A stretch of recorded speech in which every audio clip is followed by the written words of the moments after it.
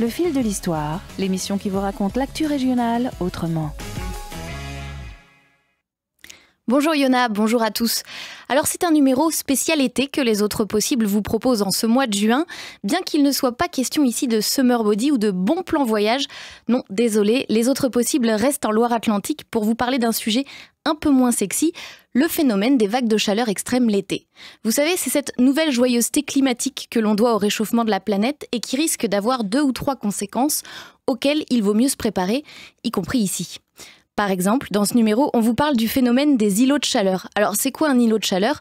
Comme son nom l'indique, c'est une zone géographique qui a tendance à surchauffer par rapport aux alentours. Souvent, c'est une zone urbaine très construite où le bitume, le béton, les toitures de couleur sombre vont emmagasiner la chaleur la journée et la restituer la nuit. Résultat, en cas de forte chaleur, c'est carrément l'étouffoir. On a même une définition plus précise, c'est celle de l'ORAN, l'agence d'urbanisme de la région nantaise, qui parle, elle, d'une zone d'au moins 2,5 hectares où il fait au moins 5 degrés de plus que dans les environs. Mais ça peut aller jusqu'à 14 degrés de plus. Et on le sait parce que cette agence a mené une étude sur l'agglomération. Elle s'appelle 40 degrés à l'ombre, faut-il craindre de vivre dans un climat plus chaud ? Vous pouvez la trouver en ligne si ça vous intéresse, mais je peux aussi vous résumer la conclusion. Et oui, il faut craindre de vivre dans un climat plus chaud. En fait, grâce à des relevés satellites, l'agence a repéré 24 îlots de chaleur sur l'agglo.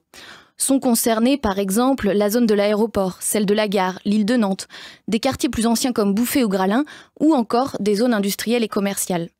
Mais ça peut toucher aussi des zones rurales, les zones maraîchères par exemple. Dans ce cas, c'est pas le béton le problème, mais plutôt le déboisement, les sols nus et sableux et les serres. Bref, partout on a viré les arbres et le végétal, qui ont l'immense avantage de faire de l'ombre et de restituer l'humidité.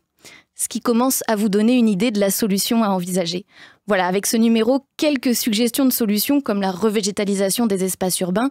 On vous parle aussi d'anciens matériaux qui reviennent à la mode dans le BTP nantais en quête désormais d'un confort d'été, ou encore de pépiniéristes avant-gardistes qui préparent nos forêts à encaisser le choc du côté de Guémené-Pinfao notamment.